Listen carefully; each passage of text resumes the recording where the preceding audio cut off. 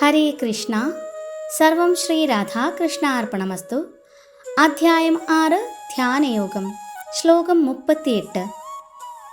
കച്ഛിന്നോ ഭയവിഭ്രഷ്ട ശ്ചിന്നാഭ്രമിവ നശ്യതി അപ്രദിഷ്ടോ മഹാബാഹോ വിമൂഢോ ബ്രഹ്മണഃ പഥി. വിവർത്തനം.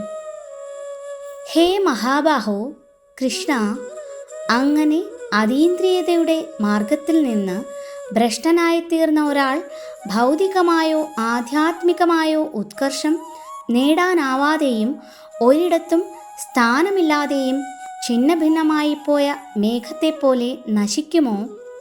ഭാവാർത്ഥം. പുരോഗതി 2 തരത്തിലുണ്ട്. ഭൗതികവാദികൾക്ക് അതീന്ദ്രിയ സത്തയിൽ താൽപ്പര്യമില്ല. സാമ്പത്തിക അഭിവൃദ്ധി മൂലമുണ്ടാകുന്ന ഭൗതികോത്കർഷത്തിലാണ് അവർക്ക് കൂടുതൽ താൽപ്പര്യം. കൂടാതെ വിഹിത കർമ്മങ്ങളാൽ നേടാവുന്ന ഉപരിലോകവാസത്തിലും ആധ്യാത്മിക മാർഗം സ്വീകരിക്കുന്ന ഒരാൾ പ്രാപഞ്ചിക കൃത്യങ്ങളിൽ നിന്നെല്ലാം ഒഴിഞ്ഞു നിൽക്കുകയും സകല ഭൗതിക സുഖങ്ങളും ത്യജിക്കുകയും വേണം. തൻ്റെ പരിശ്രമത്തിൽ വിജയിക്കാത്ത പക്ഷം 2 വഴിയും നഷ്ടപ്പെട്ടു എന്ന് അയാൾക്ക് തോന്നാം. ഭൗതിക ഭോഗങ്ങളോ ആധ്യാത്മിക വിജയമോ ആസ്വദിക്കാൻ അയാൾക്ക് കഴിയാതെയാകുന്നു. നിലതെറ്റിയ അയാൾ ഛിന്നഭിന്നമായ ഒരു മേഘത്തെപ്പോലെയാണ്. ആകാശത്തിലെ ഒരു മേഘശകലം ചിലപ്പോൾ ചെറിയൊരു മേഘത്തിൽ നിന്ന് വിട്ടുപോന്ന് വലിയ ഒന്നിനോട് ചേരാറുണ്ട്. അങ്ങനെ യോജിക്കാനാവാതെ വരുമ്പോൾ കാറ്റ് പറത്തിവിടുന്നു. ആ മേഘക്കീറ് നിസീമതയിൽ നിരാധാരമായി പാറി നടന്ന് മറയുന്നു. താൻ മൗലികമായി ആത്മസത്തയാണെന്നും ബ്രഹ്മം, പരമാത്മാവ്, ഭഗവാൻ എന്നീ അവസ്ഥകളിൽ സ്വയം ആവിഷ്കരിക്കുന്ന കൃഷ്ണൻ്റെ ഒരു അംശമാണ് താൻ എന്നുമുള്ള ബോധത്തിൻ്റെ അതീന്ദ്രിയ സാക്ഷാത്കാരത്തിൻ്റെ വഴിയെ കുറിക്കുന്നതാണ് ബ്രഹ്മണഃ പഥി. പരമമായ നിരപേക്ഷ തത്വത്തിൻ്റെ സമ്പൂർണ്ണ പ്രത്യക്ഷീഭാവമാണ് ശ്രീകൃഷ്ണ ഭഗവാൻ.